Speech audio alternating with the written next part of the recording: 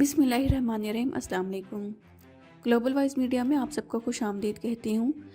नाज़रीन, आजकल पाकिस्तान में एक मेन इशू चल रहा है कि पाकिस्तान अगर डिफ़ॉल्ट कर गया तो क्या होगा। पहले मैं आपको इस चीज़ के बारे में इन्फॉर्म कर दूँ कि डिफ़ॉल्ट कहते किसे हैं, क्या चांसेस हैं कि डिफ़ॉल्ट करेंगे या नहीं करेंगे। अगर खुदा न खास्ता डिफ़ॉल्ट कर गए तो उसके बाद क्या सिचुएशन होगी और एक आम आदमी उस सिचुएशन में क्या कर सकता है।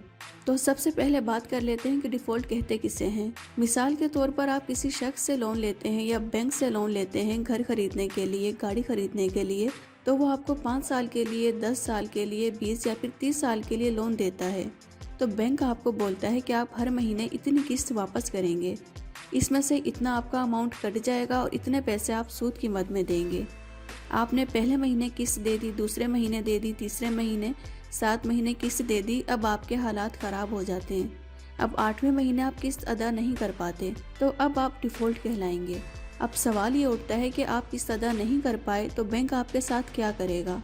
बैंक आपको कॉल करेगा कि आपने इस मंथ की किस्त अदा नहीं की, तो आप बोलेंगे कि कोई बीमारी आ गई या कोई मसरूफियत थी, मैं आपको 15 दिन में पैसे दे दूंगा, मसला ख़त्म। आपकी जो क्रेडिट रेटिंग है वो नीचे आ जाएगी, लेकिन मज़ीद कुछ नहीं होगा।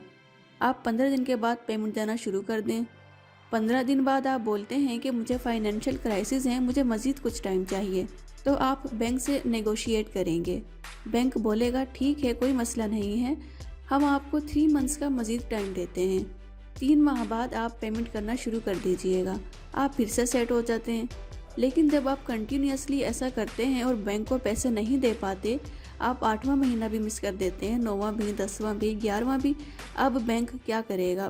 बैंक आपको नोटिस भेजेगा और कोर्ट की मदद से लीगली तौर पर आपका घर, गाड़ी या जो भी आपके पर्सनल एसेट्स हैं वो सारे के सारे आपसे आकर ले जाएगा और उनको बेचकर अपने पैसे पूरे कर लेगा।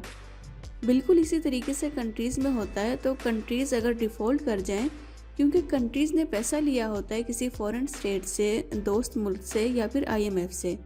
अब क्या होगा, मुल्क अगर डिफ़ॉल्ट कर जाए तो IMF से, वर्ल्ड बैंक से या सोवरिन स्टेट से जाकर बात करेगा कि मैं डिफ़ॉल्ट कर गया हूँ।